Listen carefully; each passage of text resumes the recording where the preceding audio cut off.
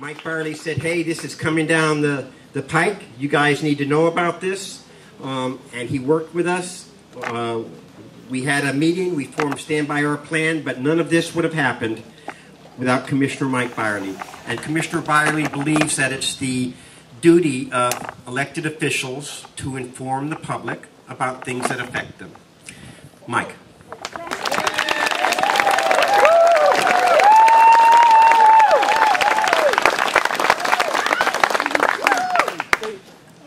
Welcome. Thank you for coming this afternoon.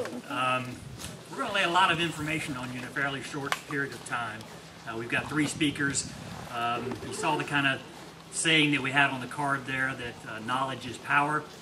We've got kind of a triple threat of issues that are emerging, affecting Alachua County, and not just Alachua County, but this region.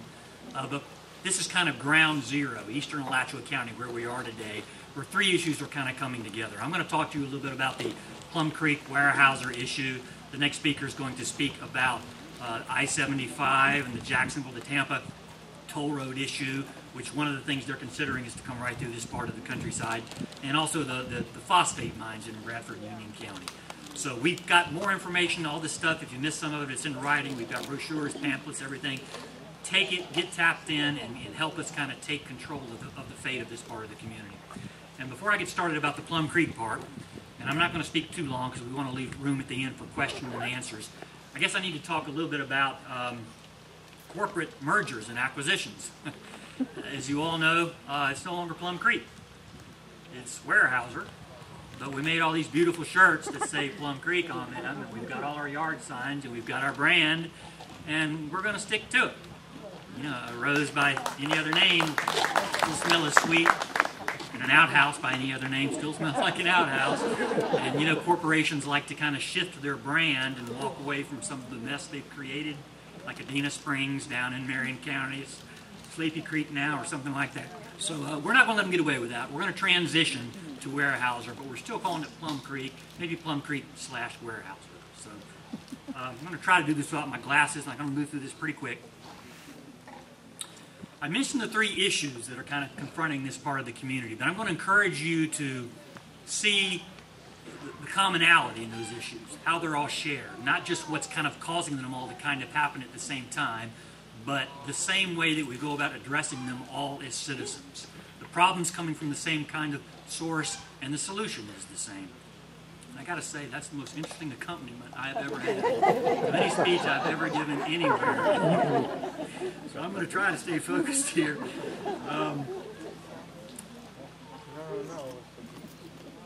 So, you know, I keep hearing these rumors about the villages down in Marion County being full. Does everyone know what the villages are, where they are, and how they're just about done and built out? And they're looking for a new place to expand on their current business model. And, you know, what's kind of happening down there? And the issue with the I-75 issue and the big landowners is the growth that we're seeing in a lot of the other part of the state, Central and South Florida, and we all like to kind of refer to South Florida as our example of bad, indiscriminate growth. We don't want to do it that way. It's, you know, it's an epithet. We don't want to be like South Florida, and we really don't. And that growth is coming this way. And there's a way that that happens. The first thing that happens is as growth moves into an area, is the major landowners sit down with the Florida Department of Transportation, the transportation planners and the road makers, and they kind of sit down at the table and they begin planning for how the growth that's happening somewhere else is going to happen here. It doesn't happen piecemeal or accidentally. There's a plan to it. And they sit down at the table and they carve up the turkey, and we're not invited to the table.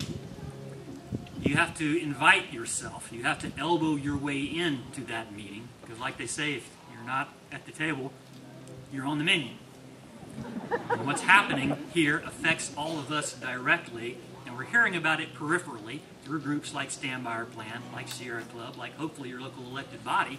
But these things are moving, and we're all kind of aware of them, and you tend to find out about them after the fact. The next day when you read about it in the newspaper, DOT is going to build a new road here. And that's the way it looked like it was going to happen with Plum Creek. It didn't go that way because this group and others got out in front of it, educated the community, organized them, and when it finally came to the county commission for a vote, the community was ready. And we have to take that same approach with I-75 and DOT. We have to take the same approach with the phosphate mines in Bradford and Union County. Don't wait to hear about it in the newspaper because it's too late. I'm going to try to do this without my glasses. So that's why a comprehensive plan, like the one we have here, is so important. You're ready for it when it comes. You think these issues out in advance. You're not reacting piecemeal. It's not too late. The community decides how it wants to grow. You put it on a piece of paper, and then you're ready when these threats come. And you're not reacting, and you're not NIMBYs, and you're not throwing yourself in front of the bulldozer. You're standing up for the plan and the vision that the community has adopted for how it wants to grow. And we take planning seriously in this community. Any of you went to the Plum Creek hearings, from my perspective, I was looking out on a sea of green, and it was a wonderful thing. The community was ready. The community was prepared. We took planning seriously, and that's why it's important in Alachua County, we think, to stay on top of these things.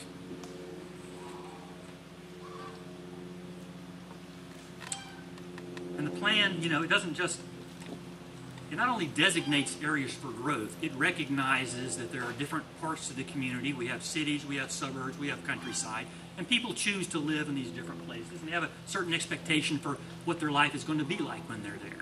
And a good plan gives you some confidence that when you put down your roots somewhere and it's your home, that's the way it's going to be 5 years from now, 10 years from now, 15 years from now.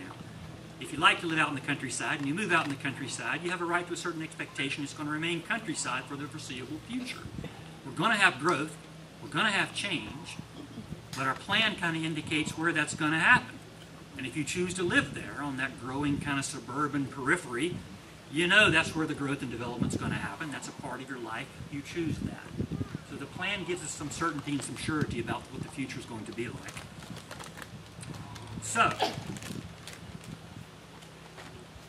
I have to say as an aside, I've been meaning to say this for a long time out loud, and this is the first time I'm going to say it in a public format, but during the Plum Creek hearings, there was a lot of talk about whether or not Plum Creek was going to be good for East Gainesville.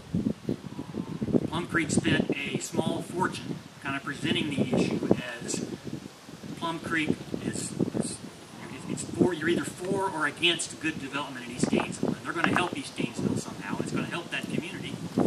Now, aside from the fact that I think that they had no facts and no logic on their side, and staff and the county commission and the public kind of dismantled those arguments, what got lost in the discussion was that they're not as important as East Gainesville is, what was being proposed was not happening in East Gainesville. It was happening 10, 15, 20 miles away to people who don't live in East Gainesville. Thousands of people, as many of you know, live out here. They're just spread out. Their interests weren't represented. No one was concerned about what would happen to their homes and their lifestyle and their yards and their water. It became East Gainesville versus the environmentalists, as opposed to a whole quadrant of the county and what was going to happen to them and their homes. So I just want to kind of get that off my chest. That kind of got lost in the discussion.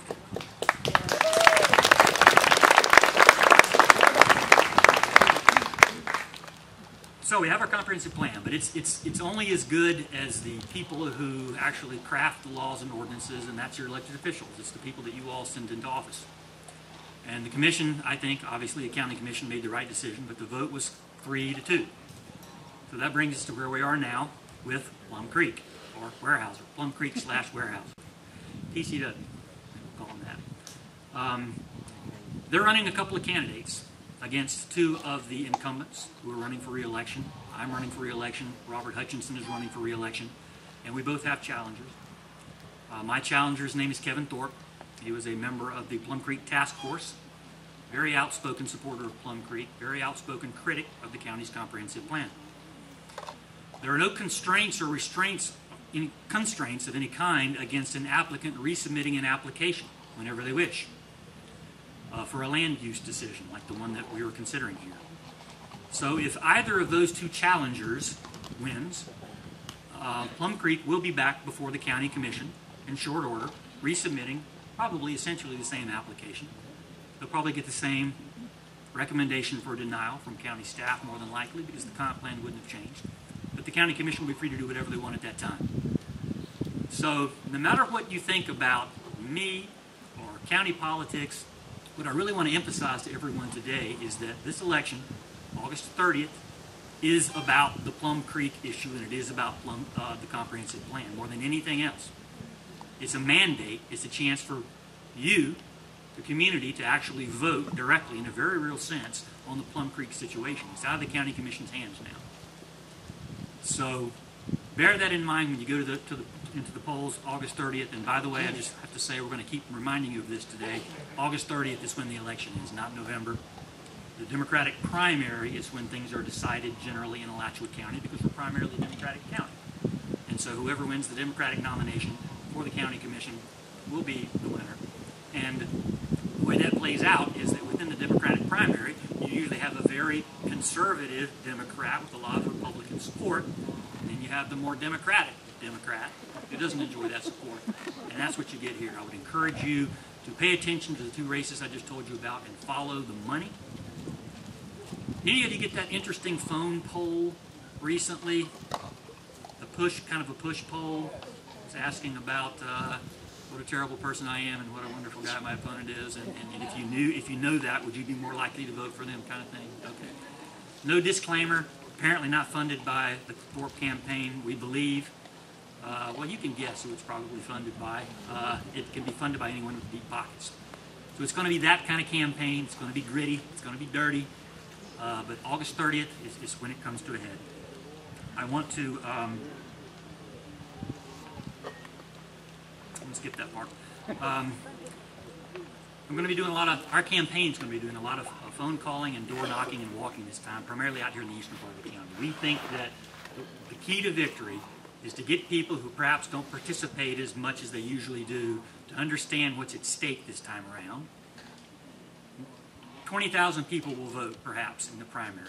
No more than. About 20% of less than 20% of the people who register to vote. We need to double or triple that number.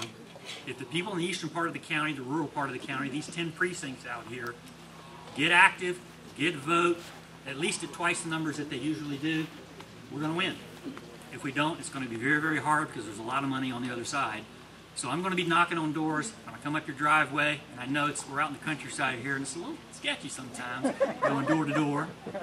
Please put your dogs away if you see me coming up the driveway, and keep them away until I get there. And don't take it personally, but we feel like, I've never done any phoning before or any of this because I don't like to bother people, but we feel like it's critically important. We're going to have a conversation with every one of your friends and neighbors out here in the eastern part of the county who's registered to vote. We think that's the way we're going to win. We think the issue sells itself. We need your help putting out the word that the August 30th election is a mandate on Plum Creek. That's the time when the community gets to decide. I'm going to quickly tell you about two other things you're probably going to get to vote on in November, and then I'm going to step down. The County Commission is currently considering, well, let me back up. Some of you may remember the Boundary Adjustment Act for Alachua County, which gave, through the County Commission, some oversight of municipal annexations. People out in the unincorporated county usually don't have any voice at all. The city just annexes. They can annex all around you. It doesn't matter. You don't have a voice. You're in the unincorporated county. The Boundary Adjustment Act, among other things, gave the county some oversight of where and how the annexation could occur. Representative Keith Perry sponsored a piece of legislation a year or two ago which repealed that act, even though it didn't enjoy support from the vast majority of the elected bodies in Alachua County. We think we found a way to get past that.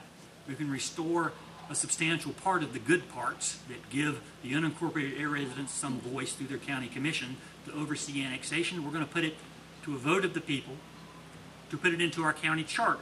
The county's charter is sort of like our constitution.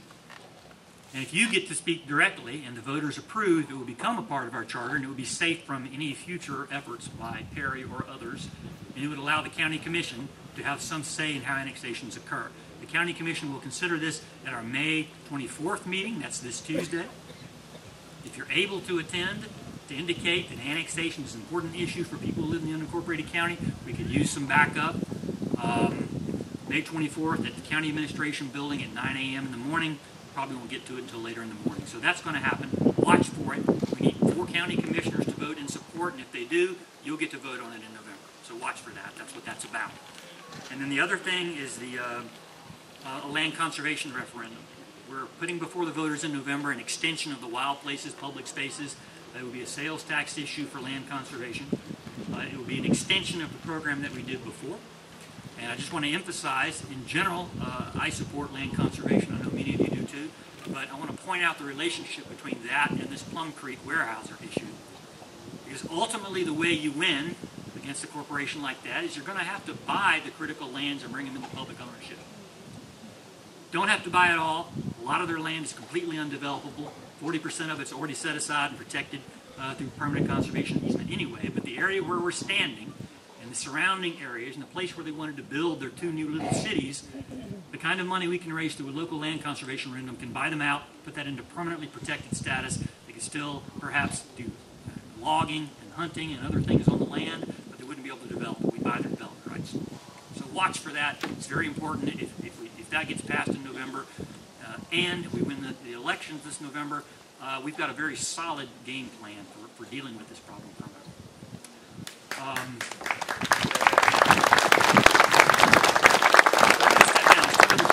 Again, we'll allow some time for question and comment when we're done. Thank you for your attention. Thank you for coming out on your Sunday afternoon to learn about what's going to happen to you.